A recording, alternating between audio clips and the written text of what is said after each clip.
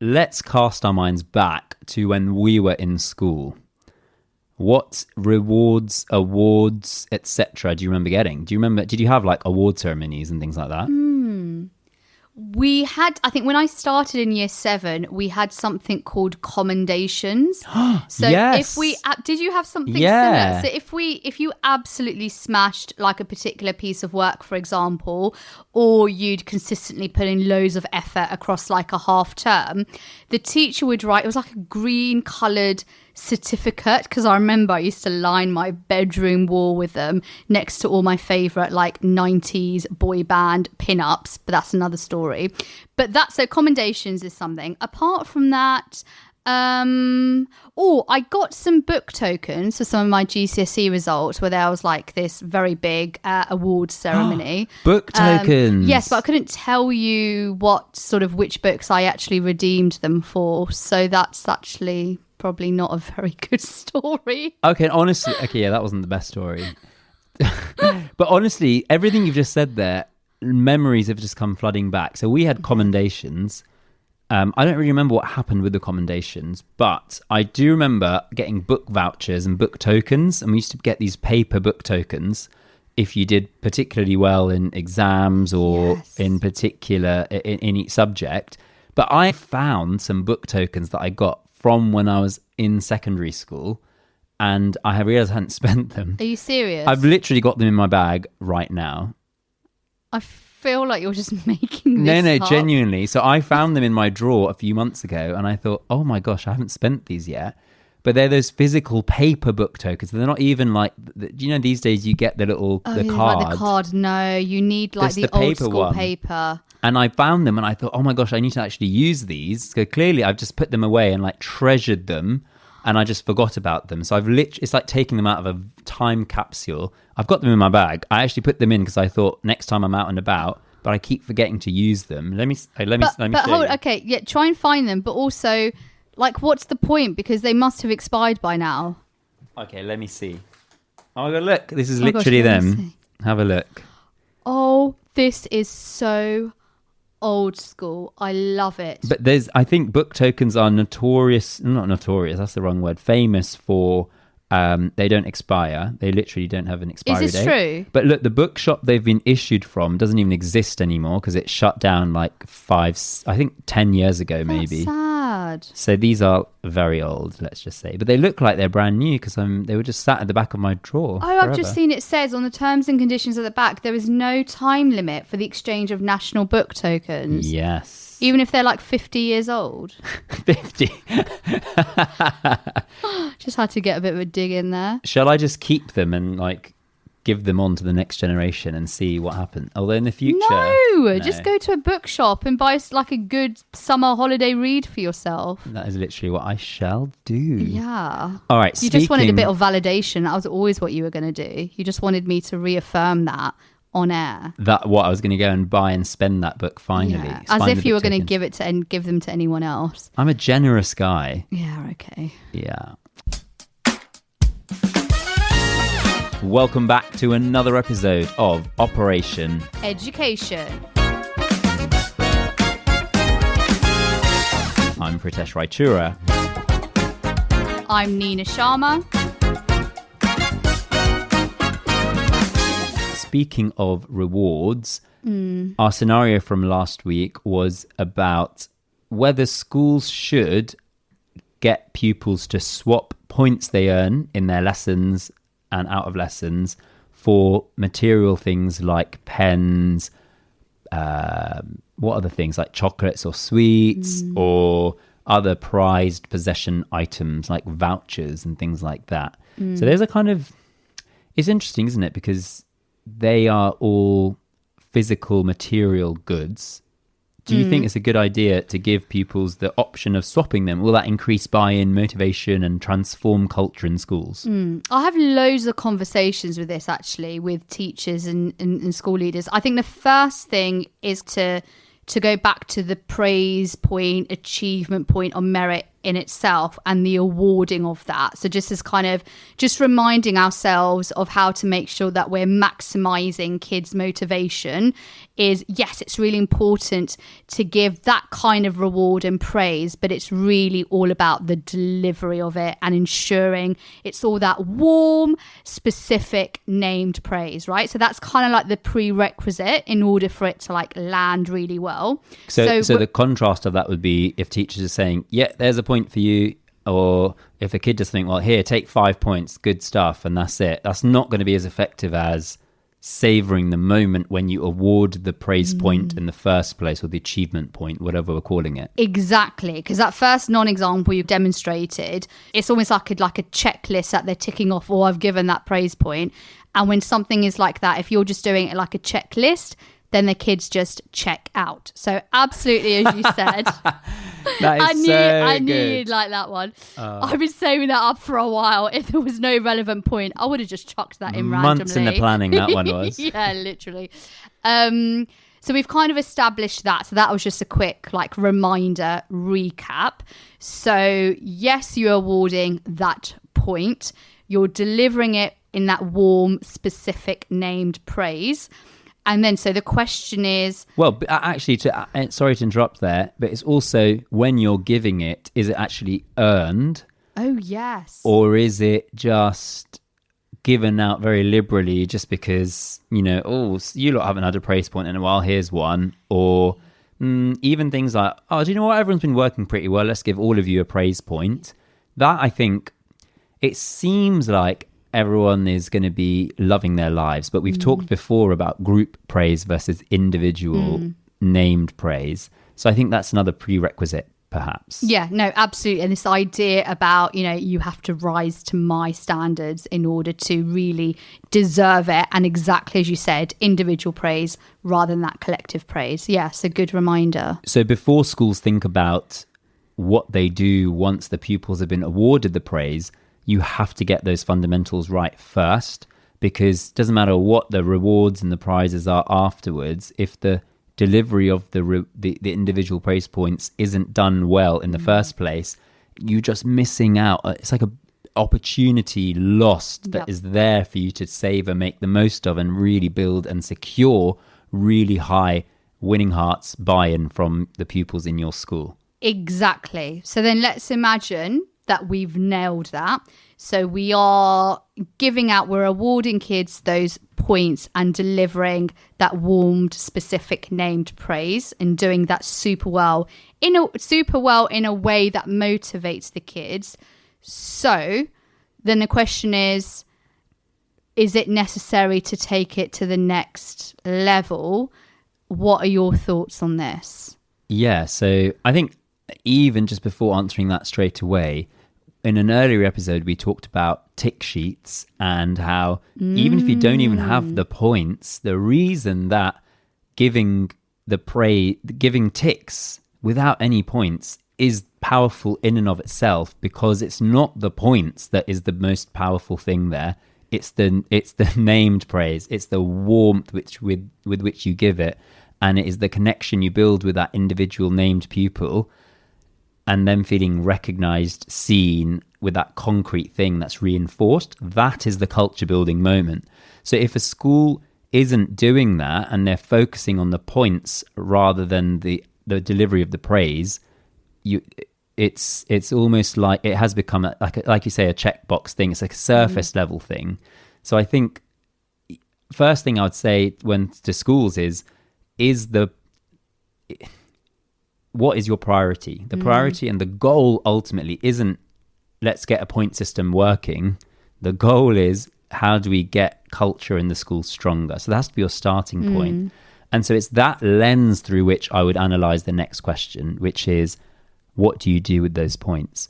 And I think there's two avenues that I see schools go down. One is you swap the praise points a bit like it's almost like a currency, and you can trade your points that you get, that you've earned and through your hard work, by living the values of your school, whatever that might be, for something physical, material, like a pen, like a rubber, some other stationery, sweets, chocolates, lollipops, or potentially even entering into prize draws to earn like bigger rewards, like games or games consoles, bikes. I've seen all sorts. I remember when I was at school, used to be entered into prize draws for, you know, gadgets, like at the back in the day, like MP3 players or iPod Shuffle or whatever it was. Or the other option is you don't actually swap your points for anything. You just, if you earn a certain number of points, depending on the number of points, you might get a special mention, you might get a badge that you can wear that shows, that signals how many points you got, or a certificate, or something that reinforces that this deserves recognition, but without actually giving the kid anything material that they keep and use that is their own. And certainly not something that they've traded and swapped like a currency. When you hear that distinction, which do you gravitate towards and why? I mean, certainly towards the second one, but one of the examples you gave is a badge, not necessarily a material reward, but it's still quite physical. Why is that different from a pen or a bar of chocolate? I think a badge is different. And I put that in the second category and not the first, because an individual pupil doesn't, first of all, they haven't traded anything for it. It's been earned. So that's like the first thing. It's like a threshold award.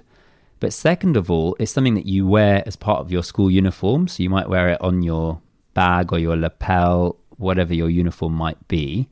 And it then becomes a talking point. So if I'm a teacher who doesn't necessarily in the year group of that particular pupil, but I teach them and I see that they come into school the next day after the, you know, a particular period of time when these badges are handed out, let's say end of term reward assembly or something of that sort, and I see they've got a silver badge, I can go, oh, Neena, is that a silver badge that I see on you? Whoa, what does that mean? How many praise points did you get last term? What have you been doing in your... I know in my lessons you've been fantastic, but what does that tell me? That tells me you've been good in maths, you've been brilliant in science. Tell me, what have you done to earn this? And suddenly, you are reminded as the pupil of all the great things that you have achieved, all the times that you were given those praise points, and you've got someone else who previously hadn't necessarily awarded you all of those points, feeling proud of you for earning those points. What is that now doing to your motivation? How do you feel, Neena, when I was describing that? Feeling so good right now. Like, why? My motivation is sky high and through the roof because I just feel warm and fuzzy inside through all of that. As you said, it's like that conversation. So I think firstly it's an emblem, and it's kind of, it's a physical symbol that represents and embodies what that child has done to deserve it. Then, as you said, it's a conversation starter. And the effect of that is it's just kind of reinforcing the great work and effort that that kid has done as well. And it just continues this sort of, I guess, virtuous cycle, right? Yes. And what would, imagine instead of the silver badge, you had gone up to a school shop and traded it for a £10 high street voucher. And then you went and you bought yourself something like a game. Why would that? How would that feel? And would that feel different if you were a pupil? I mean, it might be in terms like that instant gratification. It feels quite good, but it doesn't have like a long-lasting positive effect on me or impact on my long-term motivation either. I would say it's kind of like then all done and dusted. And I just feel it really just, if it just, the kids are then focusing on, it's like the end outcome is them receiving this material or physical reward. They're not kind of really spending time and focusing on that visceral feeling that you get when A, the praise is delivered in the right way, and B, you get that right sort of recognition through that badge or an award ceremony and a public celebration. I think it just really devalues the praise in the first place. And I will just keep expecting, okay, I've got this many points, right, okay, I'm entitled to this pen, oh, I want this voucher for whatever as well, I think. So it risks creating the wrong kind of culture, like reinforcing the wrong kind of culture, one of I'm expecting, what else am I going to get, rather than it becoming having those kind of emblems, as you said, and also the awarding of the emblem, like who gets a silver badge, it's this list of pupils come up and celebrate, and then who's going to get the gold badge, like it reinforces all the behaviors that got them that led them to earning that particular emblem in the first place, which I think is really powerful.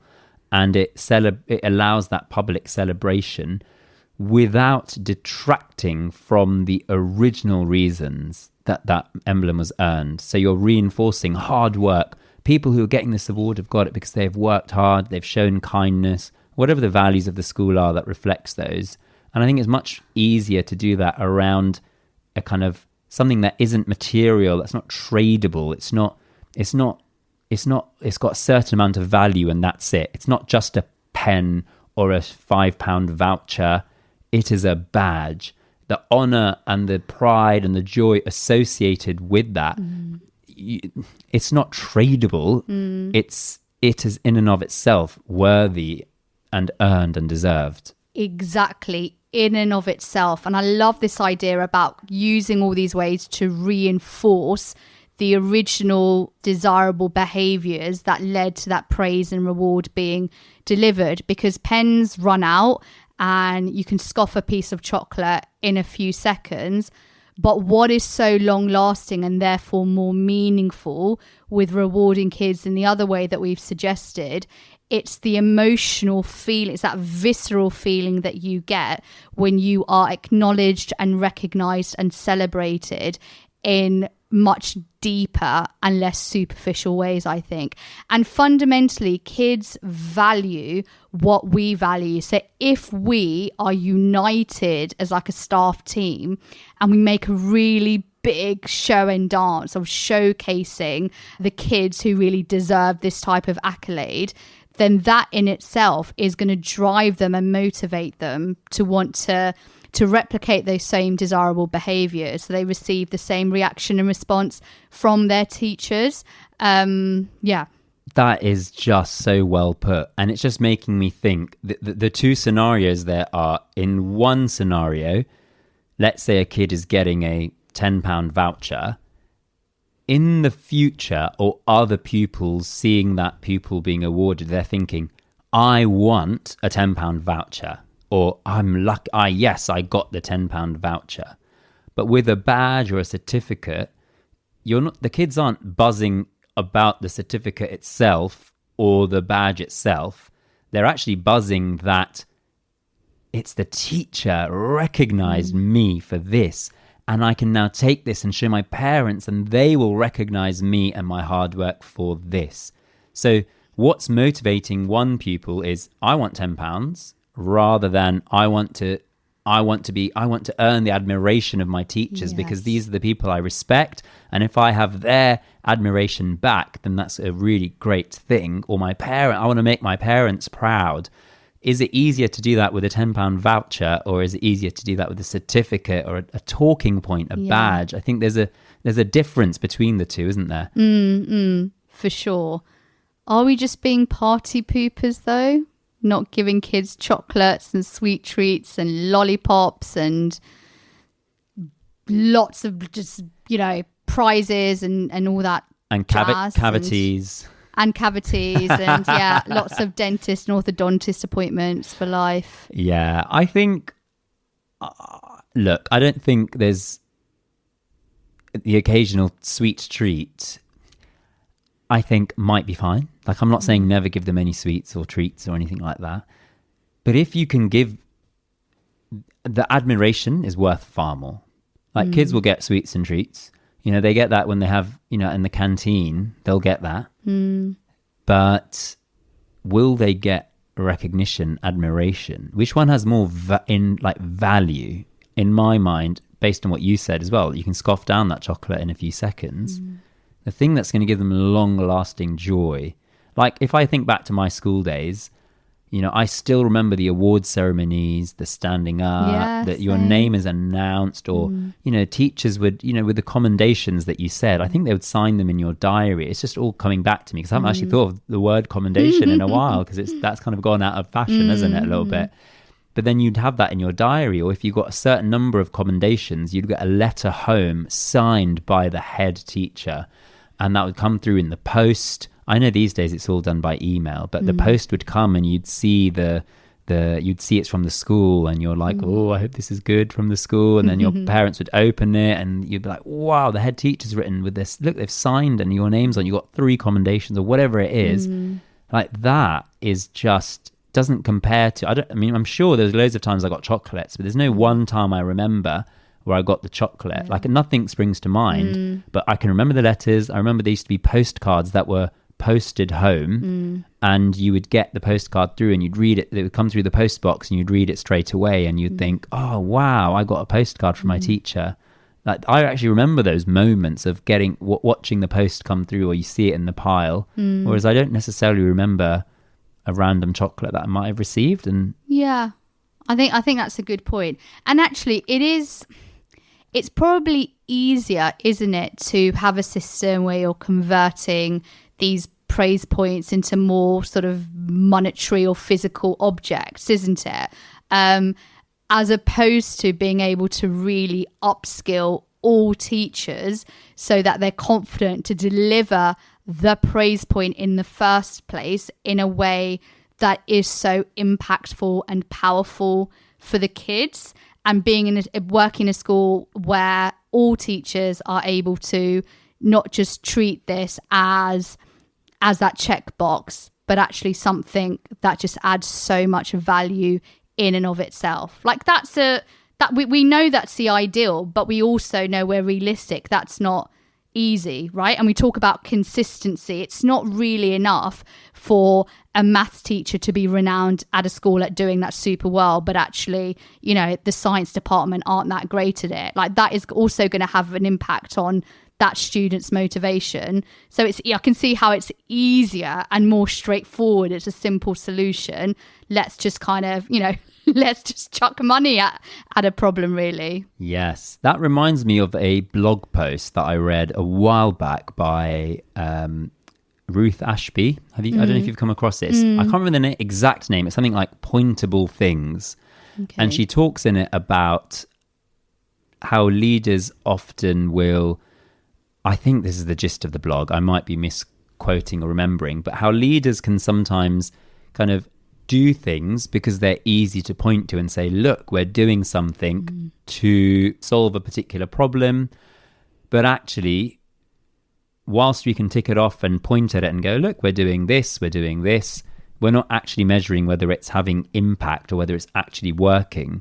And that kind of links to what you're saying, which is you can easily as a leader go, yes, well, we have points and we have a lot, some kids got hundreds of points and some kids didn't. And the kids who got all these points, we have a system where they get all these rewards.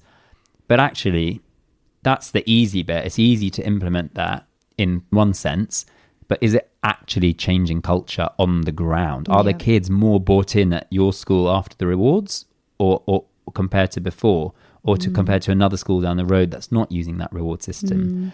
And one of the pitfalls of this actually that I've noticed in some schools that I've visited or worked in is teachers will often notice this and, will mention it to me. But if the teachers are noticing it, the pupils definitely are. It's often the pupils who misbehave the most that end up with the most rewards. Yeah. Because teachers resort to noticing and placating the kids that might be shouting out the most. And when they just about manage not to shout out or whatever it might be, that the behavior that's not the one that the cultural norm the teachers want to establish, those pupils get overpraised because they've met those basic expectations that some of the quieter, hardworking pupils have been meeting all year and just have not been recognised for. And that plays nicely back to our earlier episode that we talked about, using your tick sheets to see who has not yet got that praise. Let's seek them out and notice what they're doing. Yeah. And I think so that's why there's a big interplay between all of these factors as well. And if it means that, you know, you end up with all the kids whose behavior isn't necessarily the best getting the best prizes, not only are you inadvertently undermining the culture that you want, but the kids who are doing well but not being as recognized, it's actually causing them to lose buy-in from the school, which is having the opposite effect of what you want. Yeah. So it's almost like shifting your focus from prioritizing all of these points, what shall we convert them into, and actually, rather than doing that, focusing on, you know what, let's deliver praise. I've said it several times, I'll say it again, in that warm, precise, named way.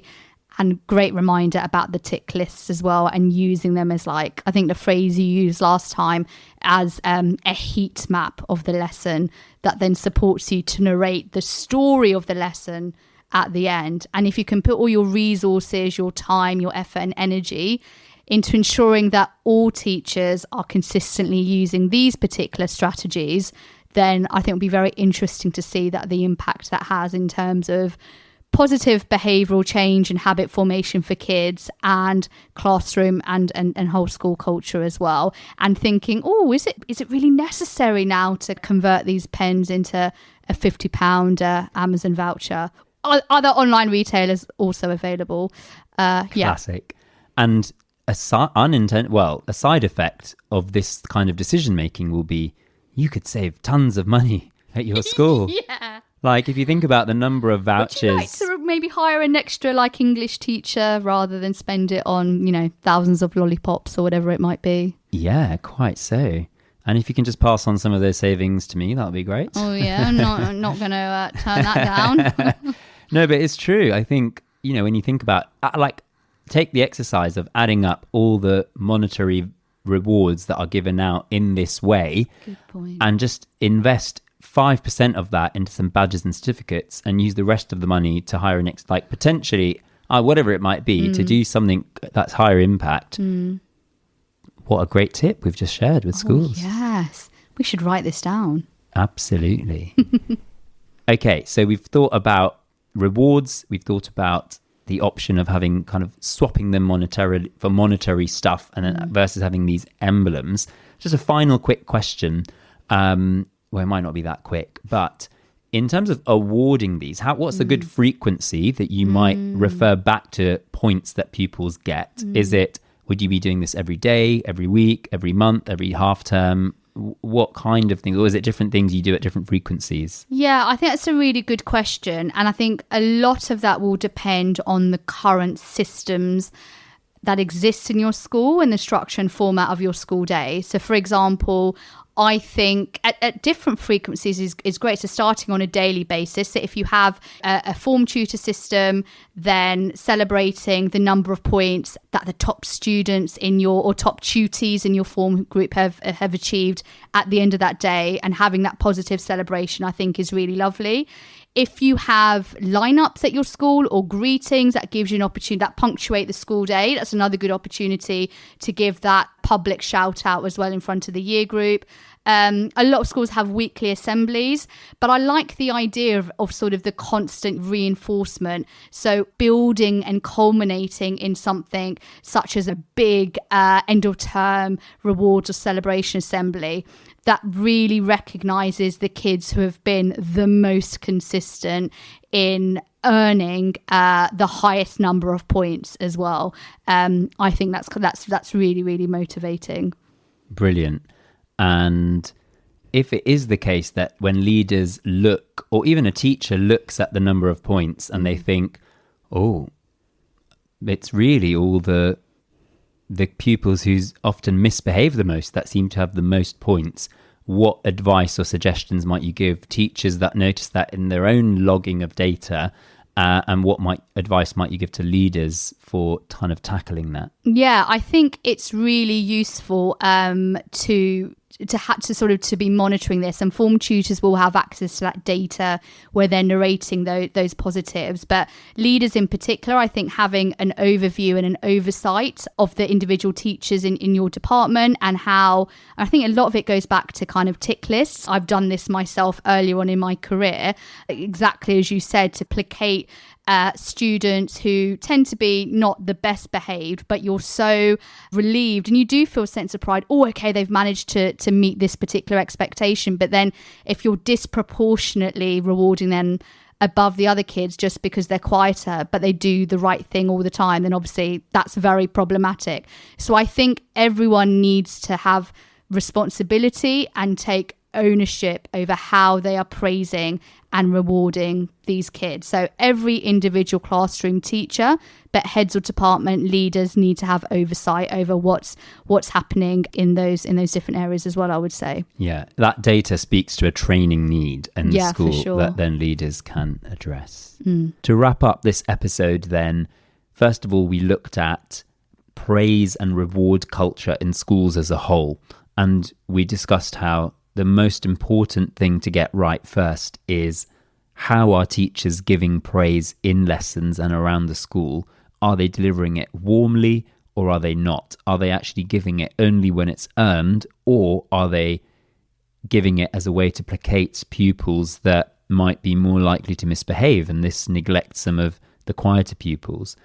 But once those are in place, we've discussed different options that schools have in terms of, well, what do you do with the kind of points that have been accumulated by pupils over time? And we looked at the pros and cons of having those points act as a currency exchanged for material goods like sweets, rewards, vouchers, versus having threshold values for each number of points earned, and earning things like emblems that represent the hard work and success of those pupils, whether that's badges, whether that's certificates, whether that's recognition and mentions in assemblies. And I think this will prompt so much discussion amongst leaders. And if you are a school leader or teacher that has found any of these ideas helpful for discussions and decisions that are to be made, do get in touch. Drop us an email, pritesh@bunsenblue.com. We'd love to hear your reflections on that journey. One thing that we haven't touched on this episode that I'd love to return to in a future episode is the idea of intrinsic versus extrinsic motivation. So if that's something you're interested in hearing, do let me know. Neena, can you present us with the scenario for listeners to think about over the next week? You've created the new seating plans for all of your new classes using the relevant criteria. The kids have approached the threshold of your classroom, ready for their first lesson with you that term. How do you physically ensure that you're moving them from there to be sat in their correct seats? Do you have the seating plan up on the board and get the kids to find their own seats, or are there alternative options? Hint, hint, there are definitely alternative options. Oh, I bet there's a lot of teachers that are curious about that, because I've often seen the former that you've just described. Next time on Operation Education. If you would like to share your answers to the scenario/question, or even want to suggest a topic for a future episode of Operation Education, then get in touch. Email me on pritesh@bunsenblue.com. If your school would like high quality CPD, then get in touch with me via bunsenblue.com/CPD. Operation Education is a Bunsen Blue production.